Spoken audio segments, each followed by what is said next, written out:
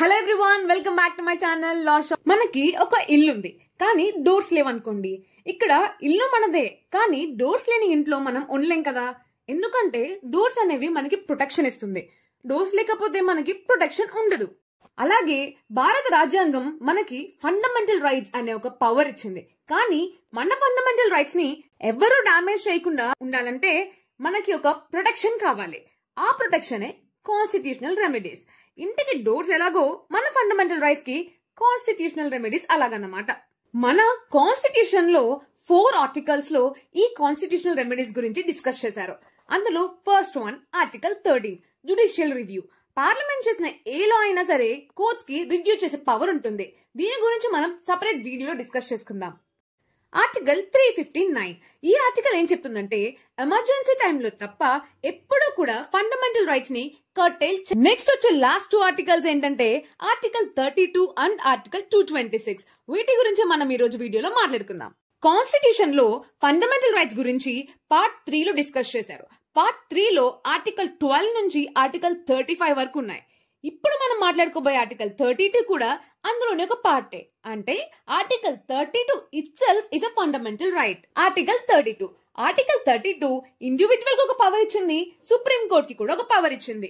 Individual కి ఇచ్చిన power ఏంటంటే తన యొక్క ఫండమెంటల్ రైట్ వైలేట్ అవుతున్నప్పుడు ఆ పర్సన్ ఆర్టికల్ 32 యూజ్ చేస్తూ సుప్రీం కోర్ట్ ని అప్రోచ్ అవ్వచ్చు. సుప్రీం కోర్ట్ కి ఇచ్చిన పవర్ ఏంటంటే ఫండమెంటల్ రైట్ ని ప్రొటెక్ట్ చేయడానికి 5 కైండ్స్ ఆఫ్ రిట్స్ ని supreme court.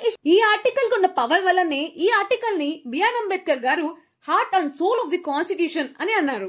Article 32 supreme court కి ఎలా అయితే 5 రిట్స్ ఇష్యూ చేయడానికి పవర్ ఇచ్చిందో అలాగే ఆర్టికల్ 226 హైకోర్ట్ కి రిట్స్ ఇష్యూ చేసే పవర్ ఇచ్చింది. సో బేసికల్లీ మీ ఫండమెంటల్ రైట్ డామేజ్ అయితే హైయెస్ట్ కోర్ట్ ని మీరు డైరెక్ట్ గా అప్రోచ్ అవ్వచ్చు. హైకోర్ట్ కి వెళ్లిన తర్వాతే సుప్రీం కోర్ట్ కి వెళ్లాలనే రూల్ ఏం లేదు. కానీ హైకోర్ట్ కి ఎందుకు వెళ్లలేదో రీజన్ మాత్రం చెప్పాలి. ఆర్టికల్ 32 కి ఆర్టికల్ 226 కి 2 మేజర్ డిఫరెన్సెస్ ఉన్నాయి. ఫస్ట్ ఏంటంటే ఆర్టికల్ 32 ఓన్లీ ఫండమెంటల్ రైట్స్ ని ప్రొటెక్ట్ చేయడానికి మాత్రమే యూజ్ అవుతుంది. కానీ ఆర్టికల్ 226 ఫండమెంటల్ రైట్స్ తో పాటు లీగల్ రైట్స్ కోసం కూడా యూజ్ చేయొచ్చు.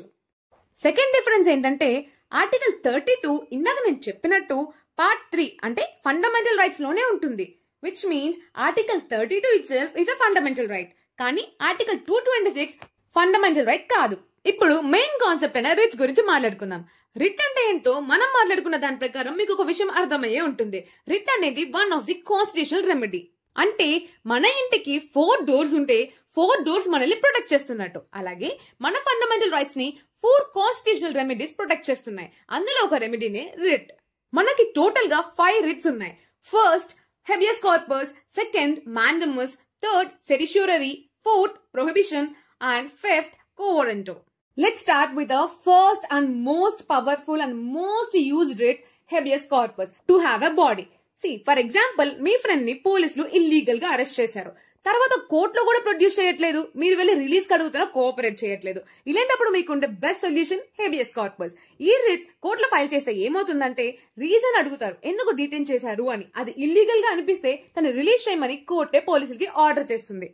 మీరు దృశ్యం సినిమా చూస్తుంటే ఫస్ట్ సీన్ లో ఒక పెద్ద ఆయన హీరో దగ్గరకు వచ్చి నా కొడుకుని పోలీసులు ఇల్లీగల్ గా అరెస్ట్ చేశారు, ఇప్పుడు వెళ్లి అడుగుతుంటే మా దగ్గర లేడు అంటున్నారు, ఏం చేయాలి అని అడిగితే హీరో ఒక సినిమా సీన్ గుర్తు తెచ్చుకొని హెబియస్ కార్పస్ అనే రిట్ ని ఫైల్ చేయండి, కోర్టే పోలీసులకు చెప్తుంది మీ కొడుకుని మీకు అప్పగించమని అని చెప్తాడు. సో ఆ writ habeas corpus. Rudul Shah versus Union of India అనే ఒక ఫేమస్ కేసులో ఉంది. ఈ కేసులో రుదుల్ షాని తన శిక్షాకాలం పూర్తయిన తర్వాత కూడా 14 ఏళ్లు ఎక్స్ట్రాగా జైల్లో పెట్టారు. ఈ విషయం గురించి హెబియస్ కార్పస్ ఫైల్ చేసిన తర్వాత ఎక్సెంప్లరీ డ్యామేజెస్ ఇచ్చి ఆ పర్సన్ ని రిలీజ్ చేశారు.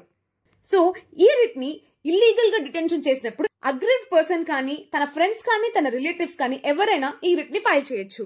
Next writ mandamus. మాండమస్ అంటే విత్ కమాండ్.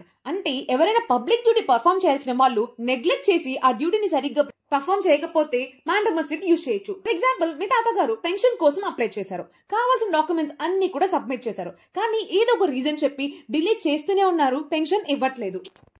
అలాంటప్పుడు మీకుండే సొల్యూషనే మాండమస్. కోర్టులో ఈ రిట్ ఫైల్ చేసినప్పుడు కోర్ట్ మొత్తాన్ని క్లియర్ గా అబ్జర్వ్ చేసి ఆ కన్సర్న్ పర్సన్ ఎవరైతే ఉన్నారో నీ పబ్లిక్ డ్యూటీ నువ్వు సరిగ్గా పర్ఫార్మ్ చేయాలి అని చెప్పి పెన్షన్ ఇవ్వమని కోర్ట్ ఆర్డర్ చేస్తుంది.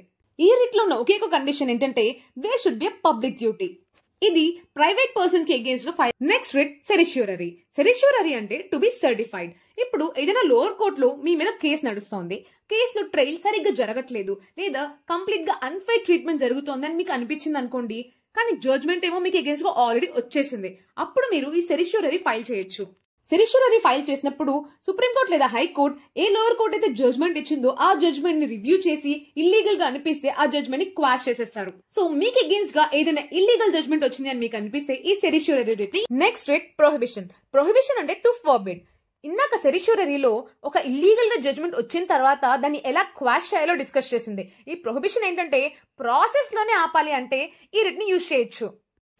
అంటే కోర్ట్ కి తన లేని పవర్, ఇప్పుడు డిస్ట్రిక్ట్ కోర్ట్ కి ఒక పవర్ లేదు, హైకోర్టు వినాల్సిన కేసు అది, కానీ డిస్ట్రిక్ట్ కోర్ట్ వినేస్తోంది.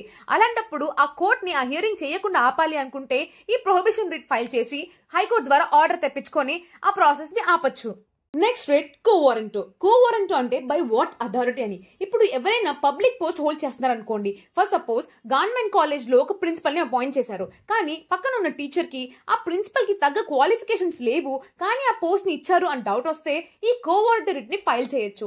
ఈ రిట్ ఫైల్ చేసేటప్పుడు ఏమవుతుందంటే by what qualifications are you holding the post అని కోర్ట్ క్వశ్చన్ చేస్తుంది.